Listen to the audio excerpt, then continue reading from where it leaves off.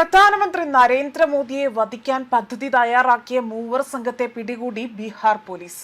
3 ആഴ്ചയായി തന്നെ ഇവർ പ്രധാനമന്ത്രിയെ ആക്രമിക്കാനുള്ള പദ്ധതികൾ ആവിഷ്കരിക്കുകയായിരുന്നു. ബുധനാഴ്ച വൈകുന്നേരം സംശയിക്കപ്പെടുന്നവരുടെ വീടുകളിൽ നടത്തിയ റെയ്ഡിലാണ് ഒരു ലാപ്ടോപ്പും മറ്റു ഇലക്ട്രോണിക് ഉപകരണങ്ങളും പോലീസ് കണ്ടെടുത്തത്.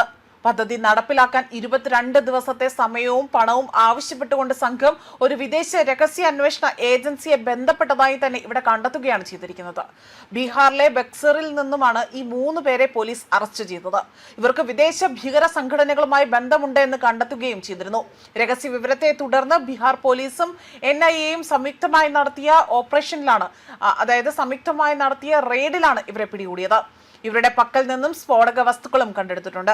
അതേസമയം ബക്സർ സ്വദേശി അമാൻ തിവാരിയാണ് കേസിലെ മുഖ്യപ്രതി. പ്രതിയായ അമാനാകട്ടെ കഴിഞ്ഞ ദിവസം രാത്രി ബക്സർ ജില്ലയിലെ സിംറി പോലീസ് സ്റ്റേഷൻ പരിധിയിലുള്ള അരിരിയ ഗ്രാമത്തിൽ നിന്ന് വിദേശ രഹസ്യാന്വേഷണ ഏജൻസിയുടെ വെബ്സൈറ്റിലേക്ക് അവിടെ സംശയാസ്പദമായ രീതിയിൽ ഒരു സന്ദേശം അയക്കുകയും ഇന്ത്യൻ പ്രധാനമന്ത്രിയുടെ സുരക്ഷയിൽ വിട്ടുവീഴ്ച ചെയ്യുന്നതിന് പകരമായി പണം ആവശ്യപ്പെടുകയുമാണ് ചെയ്തിരിക്കുന്നത്. ഇയാളുടെ വീട്ടിൽ നിന്നും ലാപ്ടോപ്പുകളും മറ്റ് ഇലക്ട്രോണിക് ഉപകരണങ്ങളും പിടിച്ചെടുത്തതായും ഇയാൾ താമസിച്ചിരുന്ന മുറിയിൽ സീൽ ചെയ്യുകയും ചെയ്തതായി ഇപ്പോൾ പോലീസ് അറിയിച്ചിരിക്കുകയാണ്.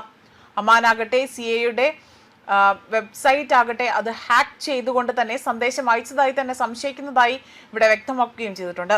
നേരത്തെയും ഇത്തരത്തിൽ കുറ്റകൃത്യങ്ങളിൽ ഉൾപ്പെട്ടിട്ടുള്ള ആളാണ് അമാൻ. 2022-ൽ കൊൽക്കത്ത വിമാനത്താവളം ഹാക്ക് ചെയ്യുമെന്ന് ഭീഷണിപ്പെടുത്തിയ കേസിൽ അവിടെ വലിയ രീതിയിൽ പോലീസ് സംഘം ഇയാളെ സംയുക്തമായി തന്നെ അറസ്റ്റ് ചെയ്യുകയും ചെയ്തിട്ടുണ്ട്. എന്നിരുന്നാൽ പോലും ഇത്തവണ വിഷയമാകട്ടെ പ്രധാനമന്ത്രിയുടെ ഓഫീസുമായി ബന്ധപ്പെട്ട വിഷയമായതിനാൽ തന്നെ പോലീസ് അതീവ ജാഗ്രത പാലിക്കുകയും കൂടുതൽ വിവരങ്ങൾ പങ്കുവയ്ക്കുന്നതിൽ നിന്ന് വിട്ടുനിൽക്കുകയുമാണ് ചെയ്തിരിക്കുന്നത്. അതേസമയം റേഡിയോ കമ്മ്യൂണിക്കേഷൻ നടത്തുന്നതിനാവശ്യമായ ഉപകരണങ്ങളും ഇവരുടെ പക്കൽ നിന്നും പിടിച്ചെടുത്തിട്ടുണ്ട്. അടുത്ത 3 ആഴ്ചയ്ക്കുള്ളിൽ തന്നെ പ്രധാനമന്ത്രി നരേന്ദ്രമോദിയെ ആക്രമിക്കാൻ യുവാക്കൾ ഗൂഢാലോചന നടത്തിയതായി തന്നെ മുതിർന്ന പോലീസ് ഉദ്യോഗസ്ഥനാണ് വ്യക്തമാക്കിയിരിക്കുന്നത്. പിടികൂടിയവരെ NIA, ബീഹാർ പോലീസും വിവിധ അന്വേഷണ ഏജൻസികളും സംയുക്തമായി തന്നെ ചോദ്യം ചെയ്തു വരികയാണ്. കൂടുതൽ വിശദാംശങ്ങൾ ബീഹാർ പോലീസ് പുറത്തുവിട്ടിട്ടില്ല.